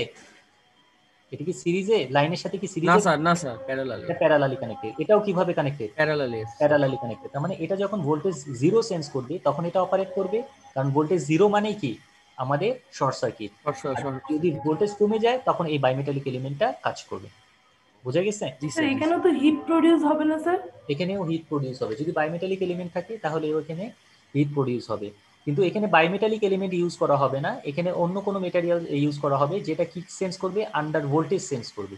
ঠিক আছে, আন্ডার ভোল্টেজ সেন্স করার জন্য আমাদের আন্ডার ভোল্টেজ রিলে আছে আলাদা। সো সেই আন্ডার ভোল্টেজ রিলে দিয়ে আমরা এই আন্ডার ভোল্টেজটাকে ডিটেক্ট করে অপারেট করাই। ঠিক আছে? জি স্যার। আচ্ছা, সো এখানে ফাংশনগুলো একটু দেখে নিই মিনিয়েচার সার্কিট ব্রেকারের। 1 নাম্বার ফাংশনটা কি, protect cable against overload and short circuit. এটা তো বুঝলাম, ওভারলোড এবং শর্ট সার্কিট প্রোটেকশন দেয় এটা। আর এখানে কি বলতেছে সেকেন্ড পয়েন্টটা, let the current flow without overheating on cable. এই কারেন্ট ফ্লো যেটা কারেন্টটাকে ফ্লো করতে দিবে ওভারহিটিং হওয়া ছাড়া। এটা কোন কারেন্ট? এটা হচ্ছে load current. So load current এটার ভিতর দিয়ে কন্টিনিউয়াসলি ফ্লো করবে। সো কন্টিনিউয়াসলি যদি ফ্লো করে এটা তো লোড কারেন্ট এটা অপারেট করবে না। সো লোড কারেন্ট যখন ধরো একটা সার্কিট ব্রেকার 10 অ্যাম্পিয়ারের, সো 10 অ্যাম্পিয়ার কারেন্ট যদি এটার ভিতর দিয়ে কন্টিনিউয়াসলি ফ্লো করে তাহলে এটা ওভারহিটিং হবে না, ড্যামেজও হবে না। কিন্তু হাই কারেন্ট যদি ফ্লো করে তখন এটা ইনস্ট্যান্টলি ট্রিপ করবে। সো সেটাই বলতেছে late the current flow without overheating on cables. এখানে কোন কারেন্ট বোঝাচ্ছে? Load current. Open and close A circuit under rated current, অর্থাৎ 10 অ্যাম্পিয়ার কারেন্ট যদি রেটিং এ সার্কিট ব্রেকার হয় তাহলে 10 অ্যাম্পিয়ারে এটাকে ইজিলি ওপেন বা ক্লোজ করা যাবে। ঠিক আছে, সো এই ফাংশনগুলো আমার মিনিয়েচার সার্কিট ব্রেকারের ভিতরে থাকতে হবে। এ পর্যন্ত কারো কোনো কনফিউশন আছে নাকি? না স্যার। আচ্ছা, সো মিনিয়েচার সার্কিট ব্রেকারের কম্পোনেন্টগুলো আরেকবার একটু আমরা দেখে নেই। এখানে আমাদের এটাকে আমরা বলতেছিলাম টার্মিনাল বা লাইন টার্মিনাল, আর এটা হচ্ছে কি আমাদের লোড টার্মিনাল। এটা হচ্ছে ফিজিক্যাল অ্যাকচুয়াল ভিউটা। এটাকে আমরা বলতেছিলাম কি ম্যাগনেটিক কয়েল, আর এটাকে আমরা বলতেছিলাম আর্ক এক্সটিংগুইশিং চেম্বার। আর এখানে কি থাকবে বলছিলাম একটা বায়োমেটালিক এলিমেন্ট, এটা হচ্ছে কি সেই বায়োমেটালিক এলিমেন্ট। ঠিক আছে, আর এটা হচ্ছে কি আমাদের এই হ্যান্ড লিভার যেটা দিয়ে আমরা সুইচিংটা করে থাকি, আর অপারেশনটা দেখালামই। আচ্ছা, মিনিয়েচার সার্কিট ব্রেকারের ক্যারেক্টারিস্টিক্স কার্ভটা আমরা একটু ভালো করে অবজার্ভ করি। এটা হচ্ছে টাইম কারেন্ট ক্যারেক্টারিস্টিক্স কার্ভ। এই পাশে হচ্ছে ওয়াই এক্সিসে হচ্ছে টাইম, আর এক্স এক্সিসে হচ্ছে কারেন্ট। এখন আমাদের একটা রেটেড কারেন্ট থাকে, একটা সার্কিট ব্রেকারের রেটেড কারেন্ট ধরলাম, একটা সার্কিট ব্রেকারের রেটেড কারেন্ট হচ্ছে 10 অ্যাম্পিয়ার। তার মানে কি 10 অ্যাম্পিয়ার পর্যন্ত সে অপারেট করবে না। তার মানে এই যে ইয়েলো কালারের যে এরিয়াটা দেখতেছি এটা হচ্ছে গিয়ে নন ট্রিপিং এরিয়া। এটা হচ্ছে নন ট্রিপিং এরিয়া বা নন ট্রিপিং জোন। তার মানে এই জায়গায় আমার সার্কিট ব্রেকার অপারেট করবে না। অপারেট করবে কখন? যখন রেটেড কারেন্টের থেকে বেশি কারেন্ট যাবে তখনই তো অপারেট করবে। সো আইএনডি যেটা, সো এই আইএনডি পর্যন্ত কিন্তু সে অপারেট করছে না। তার মানে আমাদের রেটেড কারেন্টটা হচ্ছে 10 অ্যাম্পিয়ার যদি বলি, আমাদের কিছু ওভারলোড মার্জিন রাখতে হয়। ওভারলোড মার্জিন আমরা 20% রাখতে পারি, 30% রাখতে পারি, আমার এটা রিকোয়ারমেন্টসের উপরে। যদি 10 অ্যাম্পিয়ারের সার্কিট ব্রেকারে 30% ওভারলোড মার্জিন রাখি তাহলে এটা হবে 13 অ্যাম্পিয়ার। তার মানে 13 অ্যাম্পিয়ার পর্যন্ত আমি ওভারলোডকে অ্যালাউ করব। অ্যালাউ করার পরে 13 অ্যাম্পিয়ারের উপরে যদি কারেন্ট যায় তাহলে সে ট্রিপিং করবে। তার মানে এই 13 অ্যাম্পিয়ারের উপরে কারেন্ট গেলে সে ট্রিপিং হবে। সো 13 অ্যাম্পিয়ারের উপরে যত বেশি কারেন্ট যাবে তার ট্রিপিং টাইমটা কি তত কমবে না তত বাড়বে? কমবে স্যার। কমবে। তার মানে এর ক্যারেক্টারিস্টিক্স কার্ভটা কিরকম হবে? ইনভার্স। কারণ কারেন্টটা যত বাড়বে হিটিংটা তত বেশি হবে, বেন্ডিংটা তত বেশি হবে। সো এখানে আমরা যদি দেখাই এখানে যে এখানে আমরা দেখতে পাচ্ছি কারেন্টের ম্যাগনিটিউডটা কিন্তু বেশি। তার মানে এখানে আমার কি কারেন্টের ম্যাগনিটিউড, তার অপারেটিং টাইমটা কিন্তু কম। এই যে কারেন্টটা হচ্ছে এটা, সো অপারেটিং টাইমটা কিন্তু কম। আর এখানে কারেন্টের ভ্যালুটা কিন্তু একটু কম, কিন্তু অপারেটিং টাইমটা কি এখানে বেশি। সো এটা ওয়াই এক্সিসে অপারেটিং টাইম, তার মানে এখানে অপারেটিং টাইম বেশি, এখানে অপারেটিং টাইম কম। সো এখানে আমরা এই যে ক্যারেক্টারিস্টিক্স কার্ভটা পাবো বায়োমেটালিক এলিমেন্টের জন্য সেটা হবে কি ইনভার্সলি প্রপোর্শনাল। কারেন্টের সাথে টাইমের রিলেশনটা হবে ইনভার্সলি প্রপোর্শনাল। যেহেতু এটা হিটিং এর সাথে ইনভলভ, সো এই কারেন্টের সাথে টাইমের রিলেশনটা হবে ইনভার্সলি প্রপোর্শনাল। এটা কি বোঝা গেছে?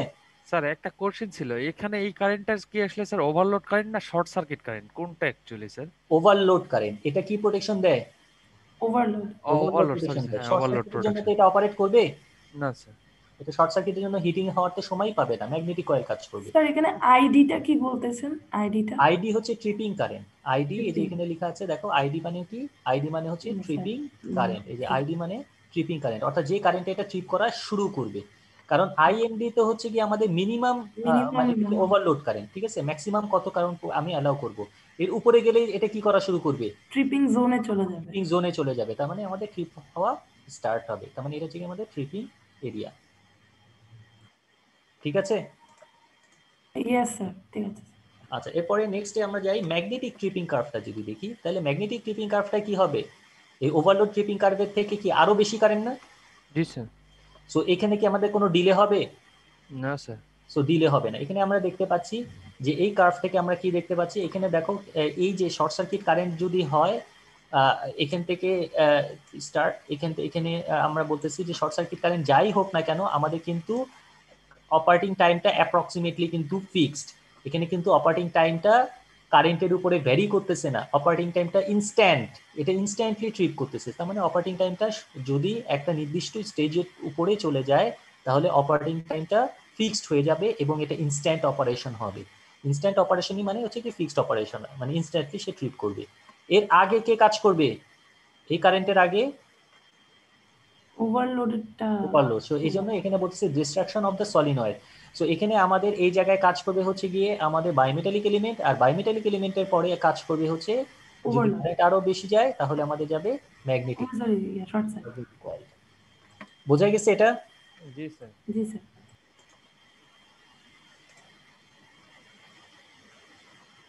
আচ্ছা,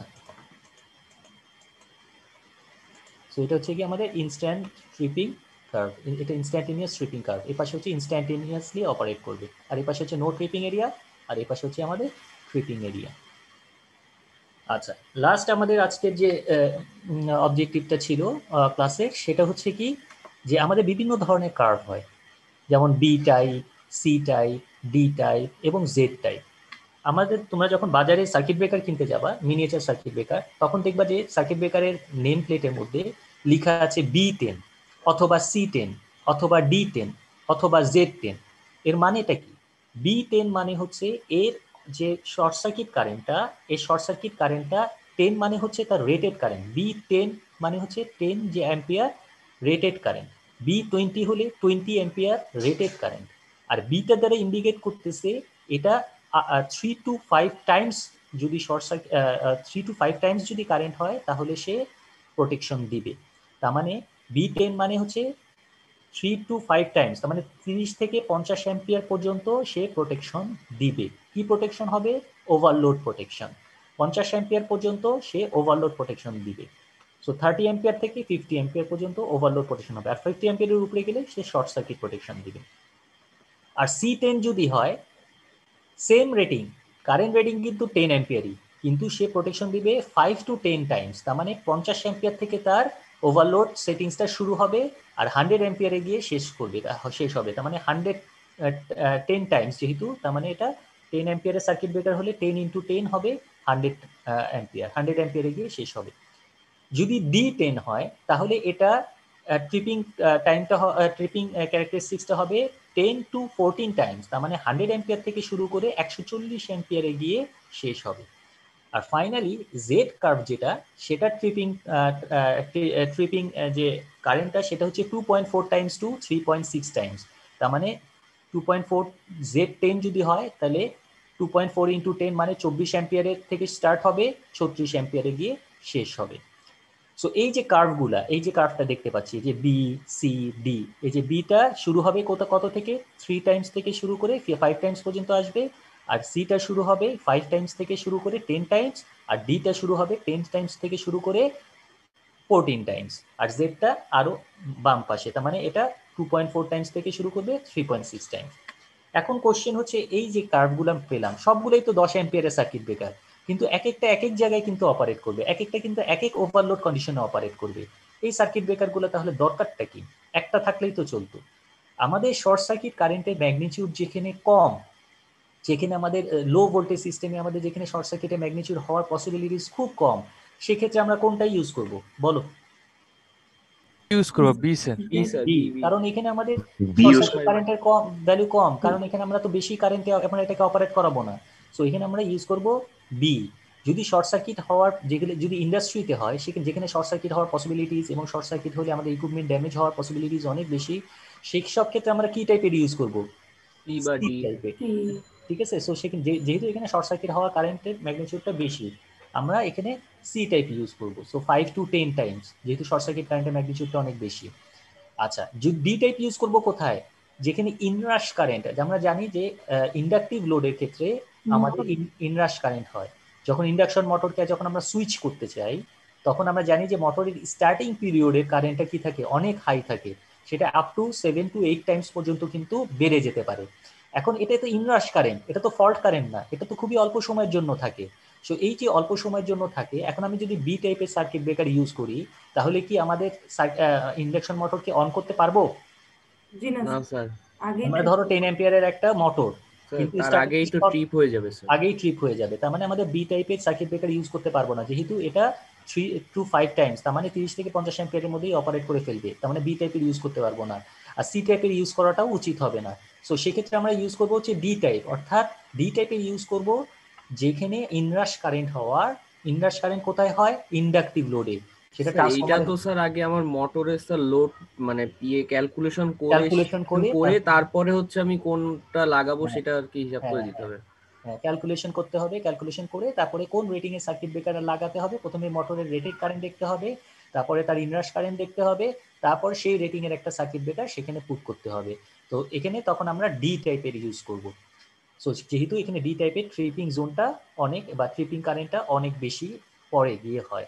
আর জেড টাইপের ইউজ করব যেখানে ইলেকট্রনিক সার্কিট, যেখানে আমাদের শর্ট সার্কিট কারেন্টের ম্যাগনিটিউড খুব কম। সো সেসব ক্ষেত্রে আমরা জেড টাইপের কার্ভ ইউজ করতে পারি, যেহেতু জেড টাইপের 2.4 to 3.6 টাইমস। এখন আমি যদি বলি যে ইন্ডাকটিভ লোডের ক্ষেত্রে আমরা বললাম কি বি টাইপের কার্ভ ইউজ করতে পারবো না। আবার আমি যদি লোড যেখানে শর্ট সার্কিট কারেন্টের ম্যাগনিটিউডটা কম, সেখানে যদি আমরা ডি টাইপের সার্কিট ব্রেকার ইউজ করি, তাহলে কি লো শর্ট সার্কিট কারেন্ট কি ডিটেক্ট করতে পারবে? না স্যার। না স্যার, তার মানে আমার তো ওইটা স্যার আগেই ড্যামেজ হয়ে যাবে ওই ইকুইপমেন্টটা। আগেই ড্যামেজ হয়ে যাবে। তার মানে আমাদের কিন্তু প্রত্যেকটা ক্যারেক্টারিস্টিক্স কার্ভের, মানে এই যে B10 C10, যখন আমরা যে লাইনে যে সার্কিট ব্রেকারকে আমরা প্লেস করব, সবার আগে দেখতে হবে কি এখানে লোড কারেন্ট কত, এটা কি টাইপের লোড, এটা কি রেজিস্টিভ লোড নাকি ইন্ডাকটিভ লোড। রেজিস্টিভ লোড হলে কিন্তু কারেন্টের ম্যাগনিটিউড বেশি হবে না, যদি ইন্ডাকটিভ লোড হয় তাহলে ইনরাশ কারেন্টের একটা ব্যাপার আসবে। সো এই জন্য আমাদের এই জিনিসগুলা কনসিডারেশনে আনতে হবে। কনসিডারেশনে এনে তারপরে সেই জায়গায় সেই রেটিং এর আমাদের সার্কিট ব্রেকার পুট করতে হবে। এটা কি বোঝা গেছে? স্যার আমরা কি ওভারলোডটা চিন্তা করবো নাকি শর্ট সার্কিটটা? ওভারলোড চিন্তা করবো, কারণ শর্ট সার্কিটের ক্ষেত্রে এটা তো ইনস্ট্যান্টলি প্রোটেকশন দিবেই। ঠিক আছে, হাই কারেন্টে এটা ইনস্ট্যান্টলি প্রোটেকশন দিবেই। হ্যাঁ, এখন আমাদের দেখতে হবে যে আমরা কতটুকু ওভারলোডের ক্ষেত্রে এটাকে অপারেট করাতে চাই। ওভারলোড এখানে আমরা কি বললাম যে 3 to 5 টাইমস বি টাইপেরটা। সো 3 to 5 টাইমস এর উপরে যদি যায়, 5 টাইমস এর উপরে গেলে কি অপারেট করবে? তাহলে শর্ট তো circuit C sir. C C Short operate circuit কাজ করবে, সি তো কাজ করবে। সি তো না, আমাদের তো বি টাইপের সার্কিট ব্রেকার যদি হ্যাঁ, লাগে, শর্ট সার্কিট হয়ে তাহলে তো যাবে। তাহলে তো বি টাইপেরই থাকবে, এটা তো আর সি সি হয়ে যাবে না। তাহলে স্যার জেড কার্ভটা কি, মানে যেটাতে একদম সবচেয়ে কম লোড সবচেয়ে নিতে কম, পারবে যেমন ওভারলোড? ইলেকট্রনিক ইকুইপমেন্ট, বিভিন্ন ধরনের ইলেকট্রনিক যে ইকুইপমেন্ট গুলো আছে যেগুলো কারেন্ট রেটিংটা কম, সেসব জায়গায় আমরা জেড টাইপেরটা ইউজ করতে পারি। ওকে স্যার, হ্যাঁ বুঝতে পারছি। না, কারো কোনো কনফিউশন আছে নাকি দেখো এই পর্যন্ত? না স্যার, বুঝতে পারছি। স্যার একটু কার্ভে ইনস্ট্যান্টেনিয়াস কার্ভেরটা একটু যদি দেখতাম স্যার, মানে শর্ট সার্কিট কার্ভে মানে ক্যারেক্টারিস্টিক কার্ভটা একটু যদি দেখতাম স্যার। বলো। স্যার এখানে মানে মানে ট্রিপিং হওয়ার পর মানে একদম মানে জিরোতে কেন নামতেছে না স্যার, মানে এক্স অ্যাক্সিসে কেন থাকতেছে না স্যার? জিরো, এটা অ্যাপ্রক্সিমেটলি জিরো। ঠিক আছে, এখানে তো টাইমটা দেওয়া নাই, মেনশন করা নাই, কিন্তু এটা অ্যাপ্রক্সিমেটলি জিরো। ও তাহলে ঠিক আছে স্যার। এটা অ্যাপ্রক্সিমেটলি জিরো। এটা দেখে মনে হচ্ছে যে এখানে একটু টাইম আছে, কিন্তু এটা টাইম না, না অ্যাকচুয়ালি টাইম নাই। ঠিক আছে, কিন্তু শর্ট সার্কিট হওয়ার পরে রিয়াকশনের জন্য একটা টাইম থাকবে, সেই রিয়াকশন টাইমটা হয়তো এখানে থাকবে। বোঝা গেছে? বুঝতে পারছি স্যার, ঠিক আছে। সো যদি কারো কোনো প্রবলেম না থাকে, প্রবলেম থাকলে বলতে পারো। আজকে এই পর্যন্তই আমাদের টপিকস। নেক্সট ক্লাসে আমরা আরো ডিটেলে ডিসকাস করব অন্যান্য সার্কিট ব্রেকারগুলো নিয়ে। আর যদি কারো কোনো প্রবলেম না থাকে, আমি তাহলে ক্লাস শেষ করে দিই। স্যার মোটর রেটিং এর সাথে মোটর এমসিবি টাইপের ব্যাপারটা একটু যদি বলতেন মোটরের আরেকবার। রেটিং এর ক্ষেত্রে আমরা কি বললাম, মোটরে যখন স্টার্ট, মোটরের রেটিং এর সাথে যে কোন হ্যাঁ মোটরে আমরা কোন টাইপের সার্কিট ব্রেকার ইউজ করব, ডি টাইপের ইউজ করব। কেন ডি টাইপের ইউজ করব? কারণ মোটরে ইনরাশ কারেন্ট থাকে। ইনরাশ কারেন্টটা কি, যখন ইন্ডাকটিভ লোডকে আমরা সুইচ করি তখন তার মধ্যে একটা ডিসি কম্পোনেন্ট থাকে। এই ডিসি কম্পোনেন্টের কারণে, এই DC component plus AC component এটা অ্যাড হয়ে যাওয়ার কারণে আমাদের ডিসি প্লাস এসি মিলে কারেন্টের ম্যাগনিটিউডটা হয়ে যায় অনেক হাই। সো এটা হচ্ছে ইনরাশ পিরিয়ডে, খুবই অল্প সময়ের জন্য 1 to 5 সাইকেলের মধ্যে এটা ভ্যানিশ হয়ে যায়। সো এই যে ভ্যানিশ যে হয়ে যাবে, এই ভ্যানিশ হয়ে যাওয়ার আগে আমার কারেন্টটা তো সেন্স করবে সার্কিট ব্রেকার। সো এটা যদি তার ট্রিপিং জোনে চলে যায় তাহলে তো সার্কিট ব্রেকার অপারেট করে ফেলবে। সার্কিট ব্রেকার যাতে অপারেট না করে, যেহেতু এটা ফল্ট কন্ডিশন না, সো এই কন্ডিশনে আমরা সার্কিট ব্রেকারকে যেহেতু অপারেট করাতে চাই না, সেজন্য আমাদেরকে এমন সার্কিট ব্রেকার লাগাতে হবে যে সার্কিট ব্রেকারটা এই কারেন্টে অপারেট না করে। সো এই জন্য আমাদের ডি টাইপে যেতে হয়। ডি টাইপের ক্ষেত্রে আমরা দেখতে পাচ্ছি কি এর ট্রিপিং টাইম কারেন্টটা 10 to 14 টাইমসের উপরে গেলে সে অপারেট করবে। যেহেতু এটা 10 to 14 টাইমস, তার মানে আমাদের ইনভার্স কারেন্ট আসলে এ কিন্তু দেখবে না। কিন্তু যখন শর্ট সার্কিট হবে তখন কত কারেন্টের ম্যাগনিটিউডটা 100 টাইমসেরও বেশি হয়ে যেতে পারে। সো সেক্ষেত্রে কিন্তু সে ইনস্ট্যান্টলি ট্রিপিং করবে। বোঝা গেছে? জি স্যার। জি স্যার, থ্যাংক ইউ। স্যার আরেকটা কোশ্চেন ছিল স্যার। হ্যাঁ বলো। স্যার কিছু কিছু ডিভাইসের ক্ষেত্রে জিনিসটা কি এরকম হয় না যে স্যার যে শর্ট সার্কিট কারেন্ট এর বেশি দেখা যাচ্ছে, যে কোনো ডিভাইসে দেখা যাচ্ছে শর্ট সার্কিট কারেন্ট আমরা 50 অ্যাম্পিয়ার পর্যন্ত সে দেখা যাচ্ছে যে ধারণ করতে পারবে। এর বেশি যদি শর্ট সার্কিট কারেন্ট হয়, মানে রেঞ্জটা যদি বেড়ে যায় তাহলে ডিভাইসটা নষ্ট হয়ে যাবে। তাহলে সেক্ষেত্রে ওই ডিভাইসটাকে আমরা যদি 50 অ্যাম্পিয়ারের আগেই যদি প্রোটেক্ট করতে হয়, তো মানে বিষয়টা হচ্ছে স্যার, মানে ডিভাইসের ক্ষেত্রে কি শর্ট সার্কিট কারেন্টের কি লিমিট থাকে স্যার, যে একে 50 এম্পিয়ারের আগেই প্রোটেক্ট করতে হবে বা 100 হ্যাঁ, এম্পিয়ারের আগেই প্রোটেক্ট করতে হবে? প্রত্যেকটা ইকুইপমেন্টের একটা ইনসুলেশন লেভেল থাকে। প্রত্যেকটা ইনসুলেশন ইকুইপমেন্টের একটা প্রোটেক্টিভ ইয়ে থাকে। এখানে তুমি যখন একটা যে কোনো একটা ডিভাইস নিবা তখন দেখবা যে তার গায়ে লেখা থাকে এটা কত ভোল্টেজে অপারেট করে, কত কারেন্ট এটা নেয়।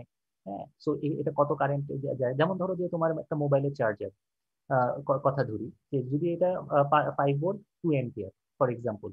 তো এখন যদি আমি এই সার্কিট মাথায় 2 অ্যাম্পিয়ারের বেশি কারেন্ট গেলে কি হবে, এর ভিতরে যে ইলেকট্রনিক কম্পোনেন্ট গুলো আছে সেটা ড্যামেজ হবে। জি স্যার। ঠিক আছে?